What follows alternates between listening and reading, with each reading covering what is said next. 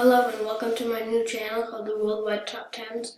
Please subscribe if you enjoy this video, where we are going to be talking about the top 10 largest amounts of money stolen from banks around the world. So, in 10th is the Dunbar armed robbery.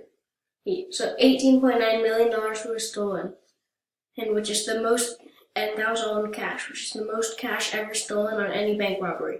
In 1997, 6 men pulled off what remains the biggest cash in the history of the United States.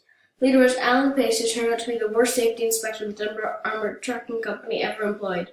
Pace timed the security cameras at the Dunbar facility in Los Angeles so he could avoid them, and recruited 5 childhood friends to help him rob the vault. They broke in, assaulted 2 guards on their lunch breaks, and loaded $18.9 million into a U-Haul. They almost got away with it, except one robber got sloppy and lent some of the stolen cash to a friend without removing the original cash straps. This led for them to get caught. At number 9, we have the United California Bank Heist. United California Bank Heist. In 1972, Emil Vincio, a professional criminal from Ohio, assembled a gang of 6 robbers and flew them to California, rented a townhouse, and planned a heist on a bank where they had mistakenly heard President Richard Nixon kept a multi-million-dollar slush fund. The crew dynamited their way into the vault, stole $30 million worth of cash and valuables, and fled after meticulously scrubbing down the townhouse. The cops eventually identified the robbers through a generous tip they'd given a taxi driver, and through fingerprints found on the inside of the townhome's dishwasher. At number 8, in 1976, when Lebanon was in the midst of a civil war, a group of robbers decided to cash in on the confusion. In one of the most brazen robberies of all time, the group used explosives to burst through the wall of a Catholic church and enter the neighboring British Bank of the Middle East. They brought with them professional locksmiths to crack open the vault. Robbers made off with $44.5 million in cash, stocks, gold bars, jewels, and other valuables.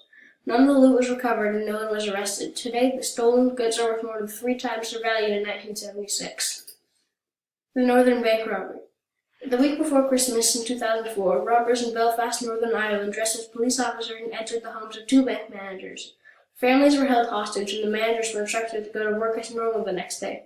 When the workday ended, the managers let the thieves into the bank, where they stole about 26.5 million British pounds and additional foreign currencies in the biggest bank robbery in Irish history. The case is still unsolved, and so far only one person has been arrested, which is for money laundering. The Brinks-Mat burglary.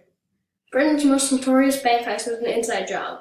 On the morning of the heist in 1983, a Brinks-Mat security guard named Anthony Black led a group of robbers into the company's warehouse at London Heathrow Airport. They tied up other guards.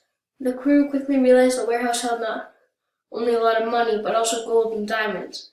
They made off with $41 million in loot, and wished the guards a Merry Christmas on the way out. Most of the robbers were caught, but the gold remains at large. The Banco Central burglary. The 2005 Banco Central burglary in Fortaleza, Brazil, was once recognized by Guinness Book of World Records as the world's greatest bank robbery. To pull it off, a 25-member gang set up a fake landscaping business. They spent 3 months digging a 256-foot tunnel that led up through the bank's vault floor. Once inside, they sold several gold containers that held 160 million Brazilian real, worth $71.6 million in 2005. Only 8 people were arrested, and just 20 million real was discovered. Number 4, the Securitas Depot robbery. The largest cash robbery in British history went down in 2006. At a security services company warehouse in Kent, an inside man filmed the interior of the Securitas Depot in preparation. Then men clad in elaborate masks kidnapped the branch manager and held his family hostage. The robbers took him to the warehouse and forced him to give them access to the cash cages. The crew stole about $83 million. Despite their clever disguises, some of the robbers were caught, and the makeup artist who designed the mask became a key witness in the case. Number 3, we have the Knightsbridge security deposit robbery. Valeo Vici, who was already wanted for more than 50 armed robberies in Italy, almost committed the perfect crime in London in 1987. He and an assistant walked into a bank and asked to rent a safe deposit box. When the men were shown to the vault, they pulled out guns and overpowered the bank manager and guards. After putting a close eye on a bank door, they let in some friends, broke into as many of the safe deposit boxes as possible, and made off with millions in cash and valuables. Vici left to South America and was eventually arrested when he returned to England to ship his Ferrari to his new home. At number 2 is the Dar es Salaam bank heist. To this day, a few details are known about the 2007 robbery at Dar es Salaam Bank, a private financial institution in Baghdad, Iraq. It's unclear why the bank had so much American cash on hand to steal. Allegedly, the was orchestrated by several bank guards. The government suspected the robbers also had contacts with the local police and military that allowed them to pass through the many checkpoints across Baghdad undetected. No further information has been released about the whereabouts of the money or those responsible. And lastly, at number 1 is the Central Bank of Iraq robbery. Another robbery in Baghdad became the largest bank heist in history. Mastermind was none other than Iraqi dictator Saddam Hussein.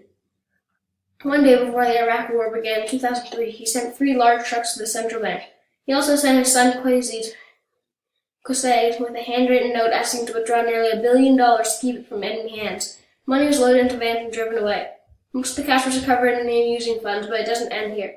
Tasking with counting the illicit loot, American soldiers made off with hundreds of thousands of dollars for themselves and their family. 35 service members were caught.